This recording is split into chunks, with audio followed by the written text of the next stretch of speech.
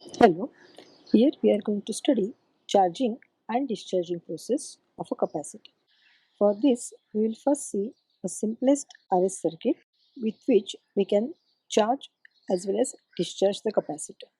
We'll then write equations for current flowing through the capacitor and potential difference across it as functions of time during charging as well as discharging process. From this, we'll define time constant of the circuit. We will then use the software Multisim to simulate the charging and discharging processes.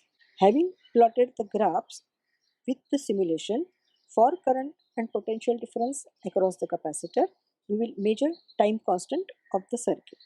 We will use a simple circuit with a resistor R and a capacitor C connected in series with a DC voltage source of EMF E, and we will use a two-way switch so that we can use same circuit for charging as well as discharging process.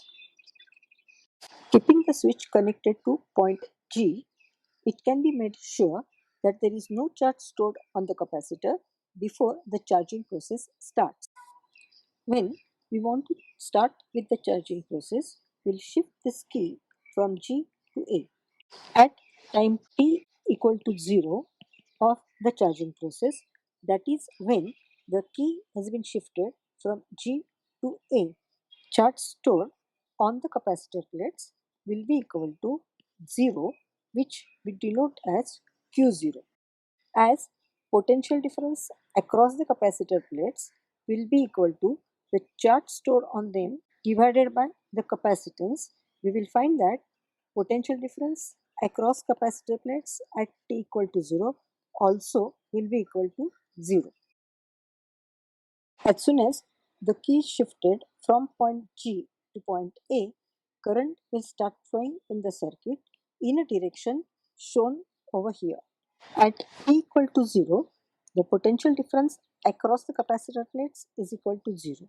Hence, EMF of the voltage source will fully appear as potential difference across the resistance R, which will give us current I, which is equal to VR upon R as equal to E upon R. This current will start charging the capacitor. How is the polarity of this voltage decided? The capacitor plate through which current enters the capacitor will get positively charged, whereas the one through which it leaves the capacitor will get negatively charged. As the current continues flowing in the circuit, charge on the capacitor plates will increase exponentially following the equation Q is equal to Qf into 1 minus e raised to minus t by Rc, where R into C is called as time constant of the circuit denoted by tau. Qf will be the final or maximum charge stored on the capacitor plates.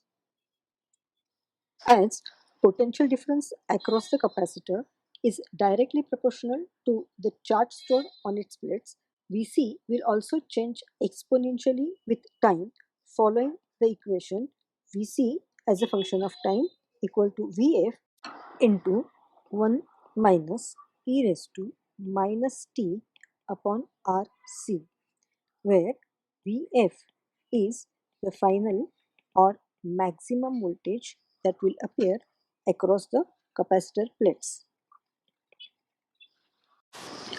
We know that current can be written as dq by dt, that is rate of flow of charge in a circuit.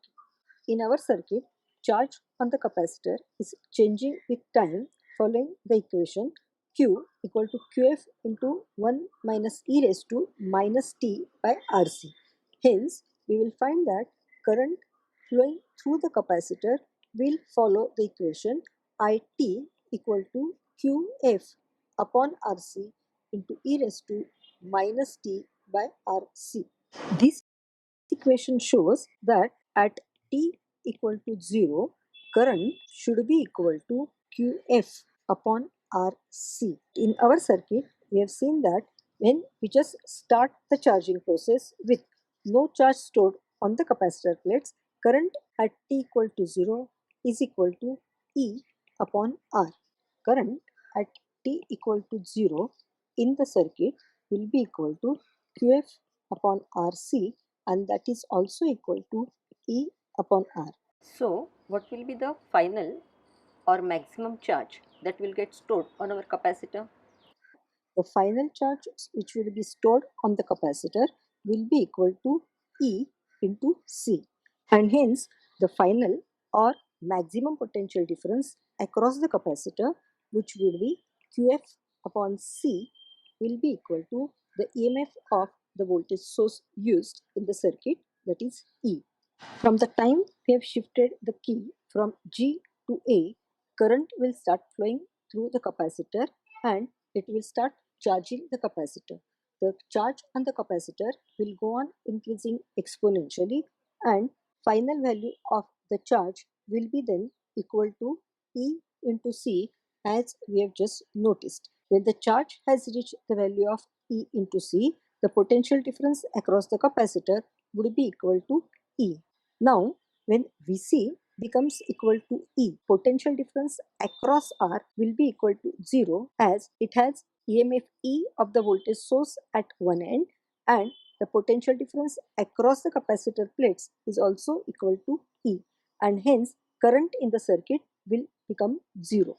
Thus, during the charging process, current through the capacitor will change with time as I0 into e raised to minus t by RC, where I0 is the current at time t equal to 0, that is when the charging process has just started, and that is equal to E upon R. Similarly, potential difference across the capacitor plates will change with time as Vf into 1 minus e raised to minus t by Rc, where Vf is equal to EMF of the voltage source used in the circuit, that is equal to E. At time t equal to Rc, from the time when the charging has started, current in the circuit will be equal to I0 upon E, that will be equal to 37% of I0, that is the initial current, which is equal to E upon R, and the potential difference across the capacitor plates at t equal to Rc will be equal to Vf into 1 minus 1 upon E, and that will be equal to 63% of the final voltage on the capacitor Vf, which will be equal to the EMF of the voltage source E. This time t, which is equal to Rc, is denoted as tau, and it is called as time constant of the circuit. Thus, time constant of the circuit is defined as the time current in the circuit for charging capacitor would take to drop to 37% of its initial value. It is also defined as the time required for the voltage on the capacitor to increase to 63% of the final value that it would achieve if it keeps charging for a very long time. From these equations of current through the circuit and potential difference across the capacitor during its charging process, we can see that at time t equal to 6 times tau, current in the circuit will reach to 0.25% of I0, which can be almost equal to 0. Whereas potential difference across capacitor at time t equal to 6 times tau would reach to 99.75% of Vf. That means it will be almost equal to the maximum value Vf. This tells us that charging of the capacitor will be completed in a time little more than 6 times time constant of the circuit. Thus, from the analysis that we have done up till now, we have seen that once the capacitor is fully charged, current in the circuit is equal to 0. Potential difference across the capacitor is equal to EMF of the voltage source used in the circuit, and charge on the capacitor is equal to E into C. Having charged the capacitor fully, now How to discharge it? to discharge it, we can just shift the key from point A to point G. It will remove the voltage source from the circuit and connect capacitor parallel to the resistance R. Thus, at the start of the discharging process, potential difference across the capacitor is E and charge on the capacitor plates is equal to E into C. The time when the switch is shifted from point A to point G is time t equal to 0 for the discharging process. That means at that time the discharging will just start. As capacitor voltage has already reached to E, when the key is shifted to G, potential difference across R will be same as E because now R is connected parallel to C. Now capacitor will act as a voltage source and will give current through a resistor in a direction opposite to that during charging process. Thus, at t equal to 0 of the discharging process, potential difference across the resistor is equal to E, giving us current at time t equal to 0, which we call as I0 equal to E upon R, but the current is in a direction opposite to the direction during charging process, and so we call it as minus E upon R. With this current, charge on the capacitor will start decreasing following the equation Q as a function of time equal to Q0 into e raised to minus t by RC. Q0 over here is the charge on the capacitor at t equal to 0 of the discharging time, which is nothing but the maximum charge the capacitor had acquired at the end of charging process, and that is equal to E into C. In the same fashion, potential difference across the capacitor will also start decreasing following the equation Vc is equal to E into e raised to minus t by Rc, where, as explained earlier, E is the value of potential difference across the capacitor towards the end of the charging process, and so that will be the value of potential difference at the starting of discharging process. Thus, during this discharging process, charge on the capacitor will decrease exponentially following the equation Q0 into e raised to minus t by Rc, as current in the circuit can be written as dq by dt.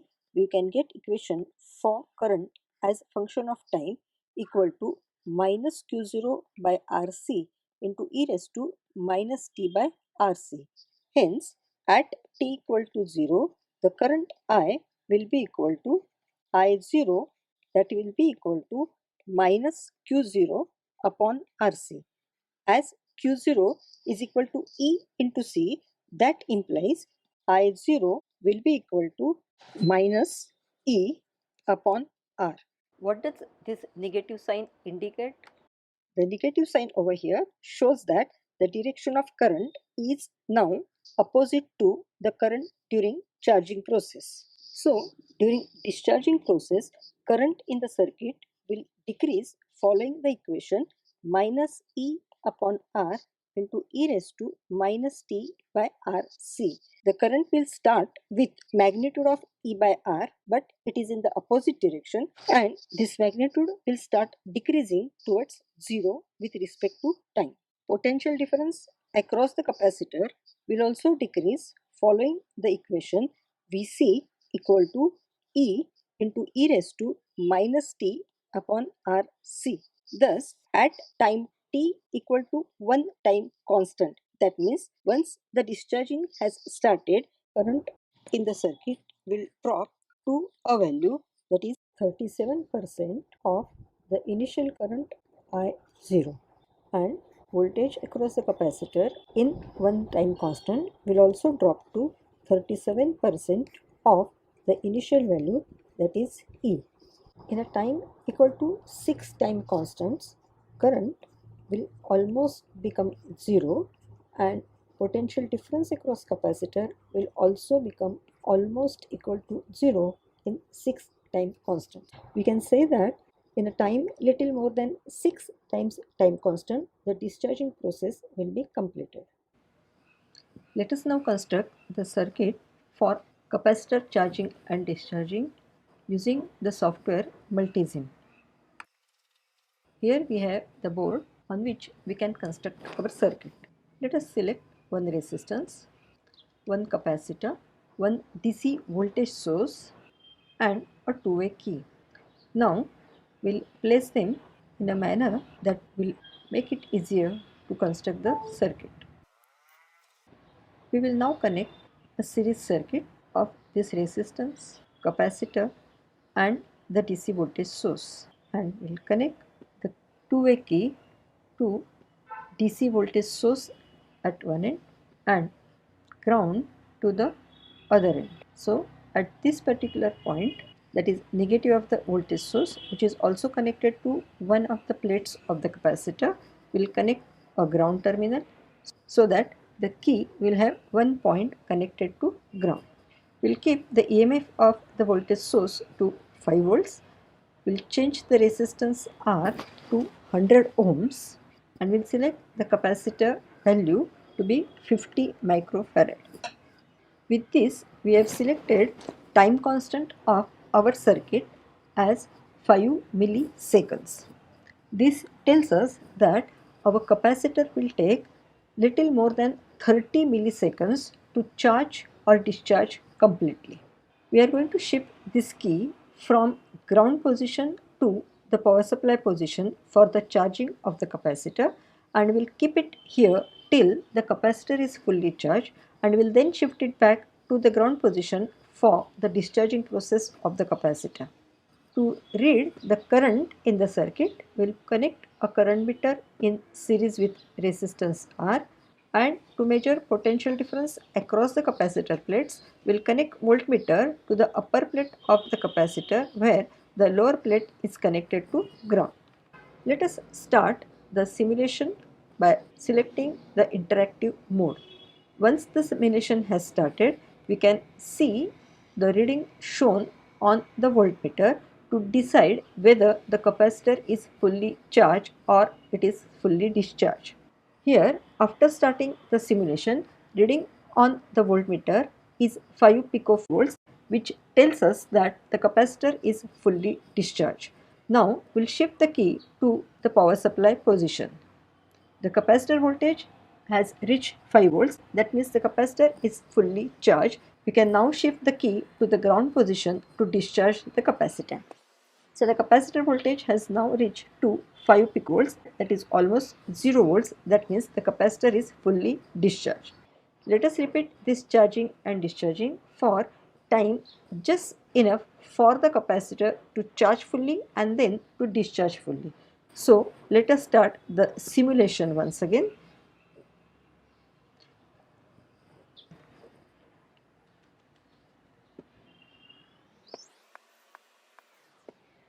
Now let us see whether we have got the charging, discharging, current and voltage across the capacitor. So let's go to grapher mode. Let me now select first the trigger as none, edge direction as either, and then come to selection for time and minimum maximum voltage and current. As the EMF of the voltage source is 5 volts, we will take minimum voltage here as minus 5.1 volt and the maximum as plus 5.1 volt.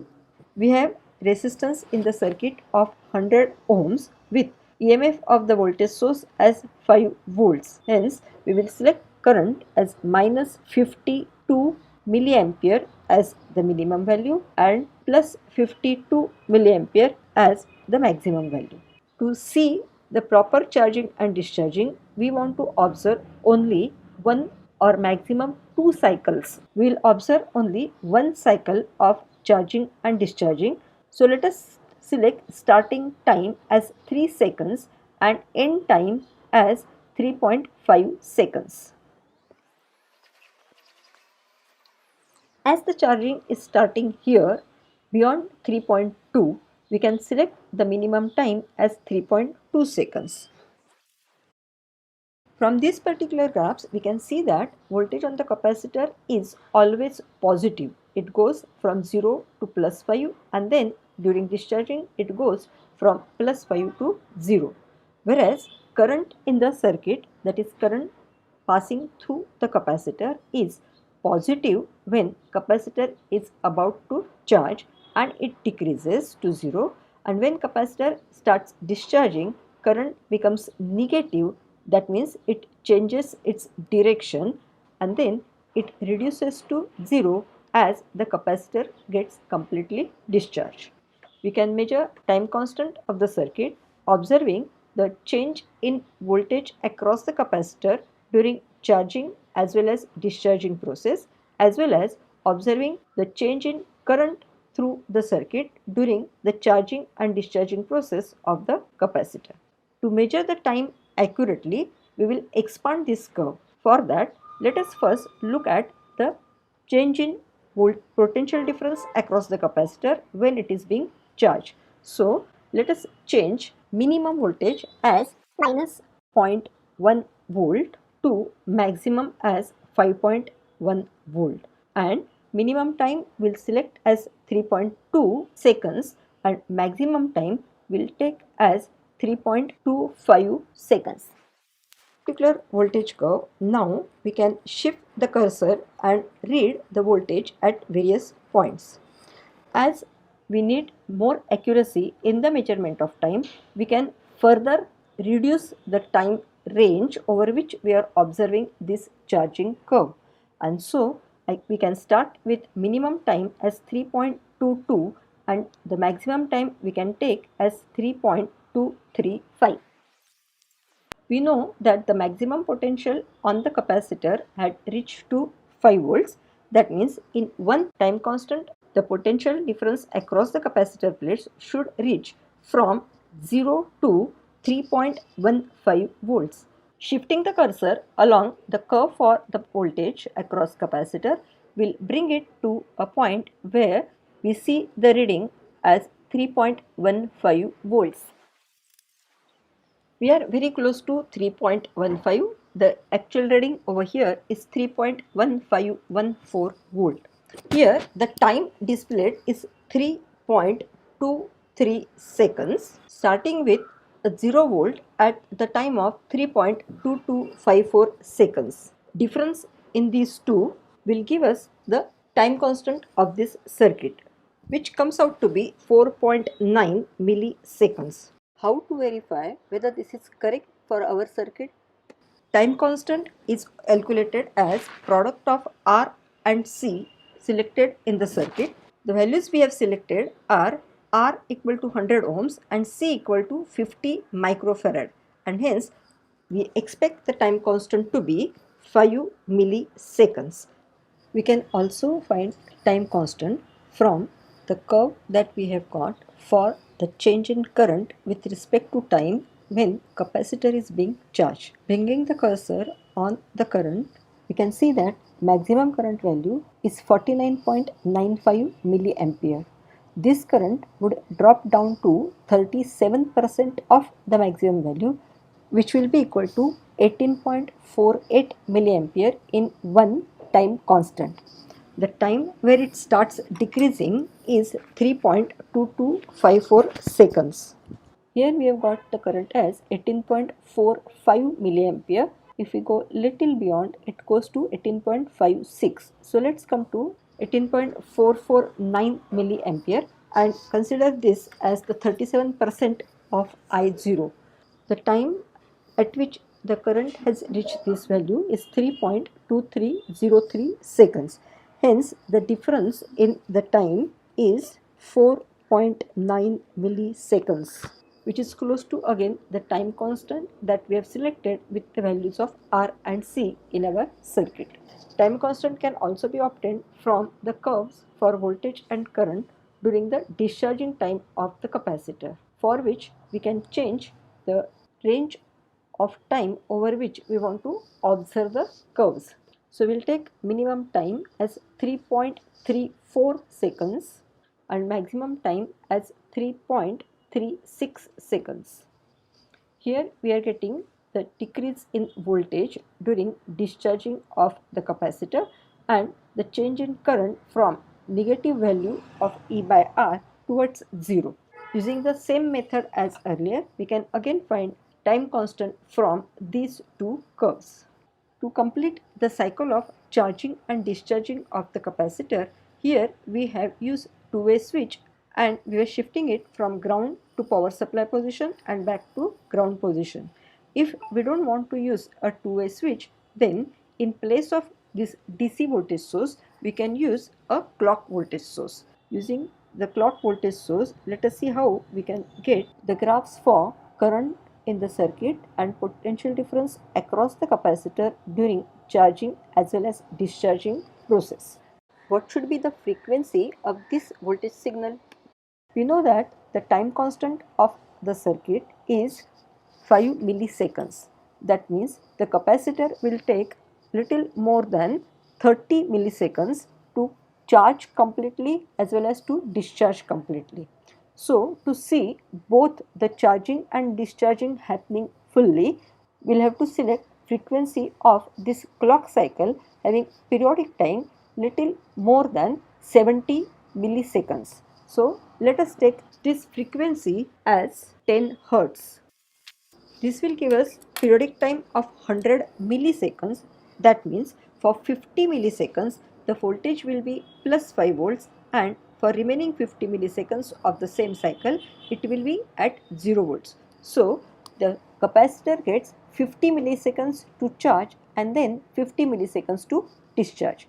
We can also observe the input signal where the voltage is remaining at two different levels, that is 5 volts and 0 over specific time duration. For that, let us put one voltmeter at the upper end of the source, and this will give us voltage reading with respect to ground. Now we will run the simulation once again and look at the graph. Let us take minimum time as 0 and maximum time as 105 milliseconds. Here we are getting just one cycle of the input signal, and we can see that when the input voltage is 5 volts, capacitor charges from 0 volts to 5 volts, and when input voltage comes to 0, capacitor discharges with change in voltage from 5 volts to 0. We can also see here that when the input voltage is 5 volts, current starts from 50 milliampere and drops down to 0, whereas when the input voltage becomes 0, current suddenly goes to minus 50 milliampere and increases then to 0. With clock voltage signal as the input signal over here, when we look at the charging and discharging of the capacitor, we can see that on the voltage graph, reading can be measured at only specific points. To measure the time constant accurately, we have to make some specific adjustments. Let's have a look at the adjustments for this. Let's come to grapher mode. Click on item, select triggering as auto. We can select the edge direction as either. Now here I have already selected two cursors for which I came to the cursor point. Coming to this cursor, you can select type as track and you can select the reading of which meter you want to look at. Here I am going to measure time constant looking at the voltage on the capacitor, which is on second meter. So I have selected PR2, that is V2. Even for cursor 2, then I am going to select here as PR2, that is V2. With this, now I have two cursors here on the screen. The position of cursor 1 can be adjusted to the point that is the starting of the charging process. Here the reading on the meter that is corresponding to cursor 1 is shown as 0 seconds and 0 volts. In one time constant, capacitor voltage will reach to 63% of this maximum value, that is 5 volts, and that is equal to 3.15 volts. So we will shift the cursor to looking at the reading shown at the bottom over here with respect to the position of cursor 2. I am now adjusting the position of cursor 2 so that reading at the point corresponding to cursor 2 comes to 3.15, which is 63% of 5 volts. Here I am getting this as 3.1634. If I shift it a little bit towards 0, it comes to 3.14. I'll have to select either this position or the position little away, which is giving me value as 3.1634. If I want to measure it accurately, I can select the maximum time as 25 milliseconds to stretch this curve. Let me now see if I can adjust cursor to a value closer to 3.15 volts. Here I am getting the value as 3.1521 volts.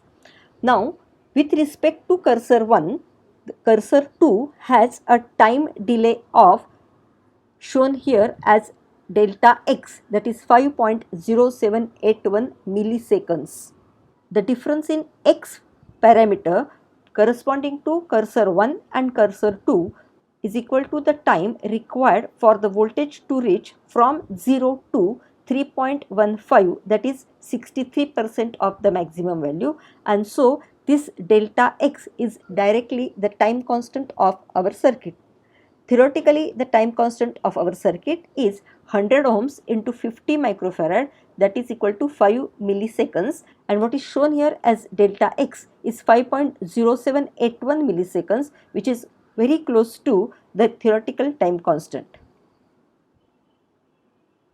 This is how we can simulate the RC charging and discharging using DC source as well as using the clock voltage source. Thank you.